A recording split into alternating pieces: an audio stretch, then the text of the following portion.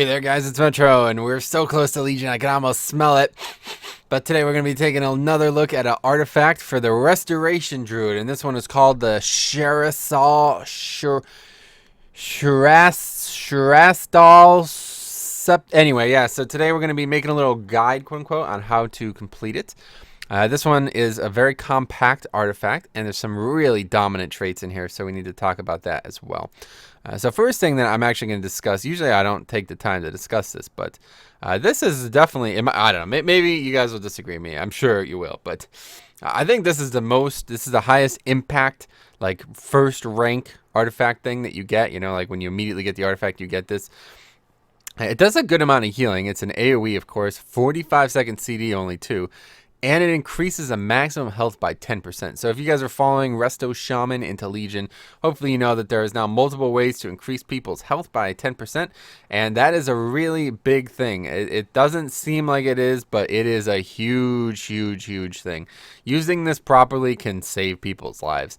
And it really needs to be used properly. So I think this is the highest impact single point, like the immediate point that you get. So just putting that on the table. From there, we're going to make a beeline to Queen's Decree. Let's move this over a little bit. I'm going to tell you why. Well, I mean, it's pretty obvious. So if you guys aren't really paying too much attention to healer artifacts, basically every single healer has a big boost to their massive CD. Now, Resto Druids have, I think, the best one, but this one's not bad either. This is I think this is the only one that it's a really big throughput increase. Cumulative upkeep. Every time your healing tide heals an ally, that ally gains 10% increased healing received from your healing tide, stacking up to 7 times. So obviously this is going to be what you need for raids. Like I said, every healer has one of these. I talked about the one in the Paladin one. Other, priests have one for Divine Hymn, etc. But yeah, you need this to raid with. But you do not need this to do dungeons with. So that's something to keep in mind. Always go for a quicker one that's going to help you, because we have, once again, 3 weeks before raids open here. So you want to get some value out of this. You don't want to just rush to this, taking a suboptimal path, and then be trying to pick up the pieces from there. It's not going to help you do dungeons. So we're going to go right to Queen's Decree. That is the most useful one, the most useful golden trait, and there's some really good things along the way. Of course, you get that. Grace of the Sea, all healing you do, of course, makes sense. Increases healing done by Healing Wave and Healing Surge by 15%. Pretty good, standard, baseline stuff, kind of like the old classic talent trees, just passives that you don't really have to think about. Wave Crash, this one is really, really cool. Okay, increases the rate at which Healing Stream Totem heals by almost 30%. So this is amazing. It synergizes really well with Queen's Decree, and it's just really good in general. Like, there's nothing wrong with this, and I love talents like, I love traits like this that kind of change the way abilities you've had for years work, and it makes it a lot of fun. Now this, I don't know, man. Maybe I'm looking at this wrong or something, but this seems like the best 3. Usually like something like this, I feel like would be a 1.1, so you can't increase it with relics. But like, what? Your direct heal crits reduce the casting of your next heal by 15%. So, yeah, that goes up 5% every time you get points into it. So, like, what the hell? So, imagine if you had 3 relics. It would be 30%, Pretty crazy. I don't know. That seems like a little bit stronger than I expected there for just a regular 3 points to be spent. But a really cool, a really solidifying factor as to why we're going right to Queen's Decree. And we get here at under 1K. So, once again, some of the other healers and some of the other players in general have to go very odd routes to get there, but I think this is kind of the best way to do it. It's very compact, the Resto Shaman one, so there's really not a lot to worry about here. You kind of can just, I don't know, you'd be really, really struggling to go the wrong path, actually. Like, no matter what, if you just go left or you go right, you're obviously going to go in a way that helps you heal. So anyway, Healing Stream Totem heals each affected ally for an additional blah, blah, blah over 6 seconds. Very, very, very nice. 5-mans, it's going to be great for because of how often it's used. It's going to be cool because of Wave Crash as well. These things just go really good together and are a core part about like this, the intermediate rotational healing of Resto Shaman, and it kind of speaks to their strengths. Now from here on out, we need to get to cumulative upkeep. Like I said, you're going to need this before raids open, and it should be very, very doable. Getting 2 golden traits before raids open is very standard.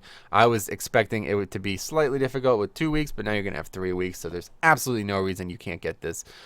So yeah, you're just gonna have to go up here. There's a few ways. I mean, this is the only real way you can go. So you have to take Caress of the Tide Mother, and I like this a lot. Casting Healing Stream Totem reduces all damage you take by 10%, and that goes up 4%. I don't know. It's an odd number. It goes up, but anyway, it can go up to 10% for 10 seconds. So this is pretty cool too.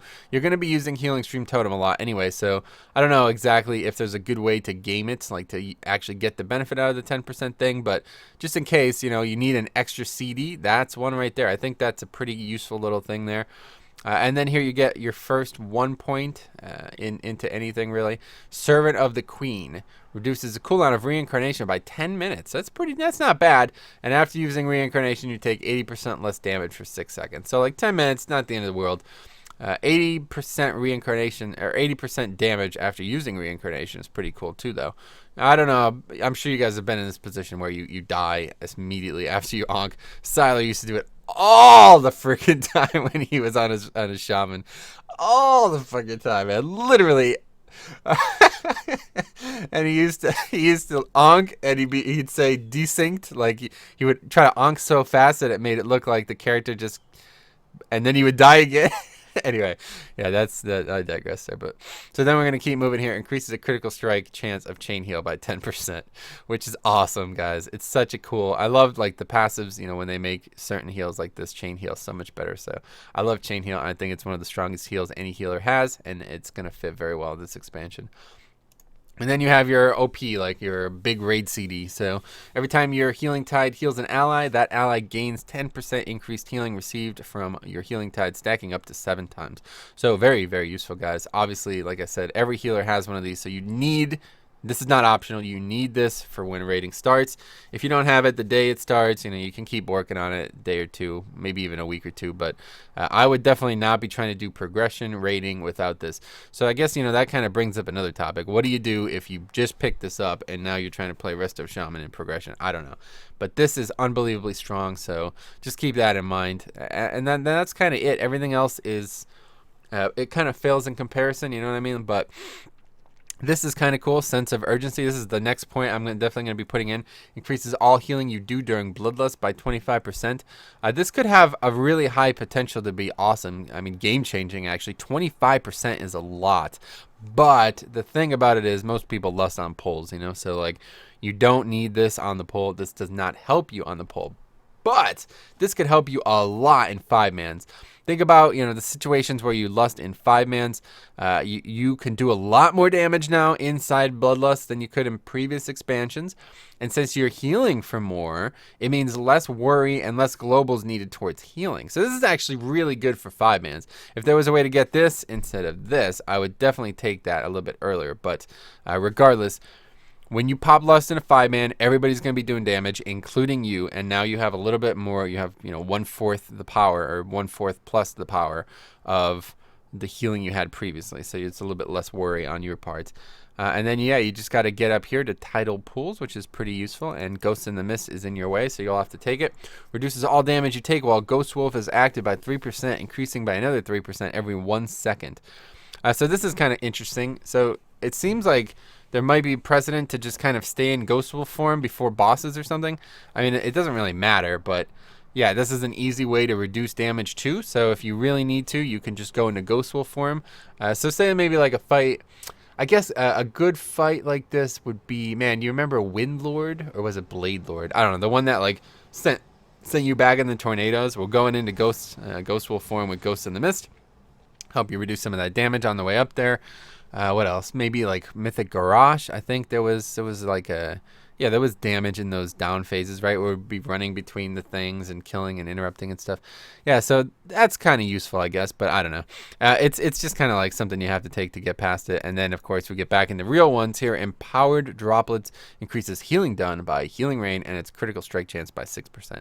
So there's some really, really nice passives for the whole AoE splash type cleave of Resto Shaman splash used unironically there. But anyway, yeah, that's that. And then you get your final golden trait, and that is going to be taken at 182k. So a little bit larger number than you see with other healers, but this one's really not that useful. Riptide has a chance to summon a tidal totem at the target's location, which heals nearby allies for all that. So yeah, if everybody's like grouped up and you're using Riptide very often, it's going to be very good. But in general, the other two are much stronger, especially for 5-mans. This doesn't really have too much of a use in 5-mans. It could help, but obviously, I think this, you're going to be able to use Healing Stream Totem and so what the hell is that? You're going to be able to use Healing Stream Totem to such great effect that it's going to be really strong. So from there on, there's only we've only missed 3 things. One of them is increases mana refunded by Resurgence by 50% when Chain Heal critically heals, which is a great thing to take after all you've taken everything else, because of course increases the crit strike chance of Chain Heal by 10%. So that's pretty cool. Very useful there. And then after that, you can just take whatever. Tidal Wave reduces cast time and increases critical. Yeah, there you go. Take that. And then healing, yeah, blah, blah, blah, blah, blah. Anyway, so there you go. Thanks for watching, guys. Legion is literally minutes away at this point. That's not quite, but yeah, it's getting really, really close, and I cannot express how excited I am. So if you have any questions, let me know. If you're watching this during Legion and anything's changed, I apologize, but I think we're pretty much set here going into the first 2 months or so of Legion. There won't be any big changes, so...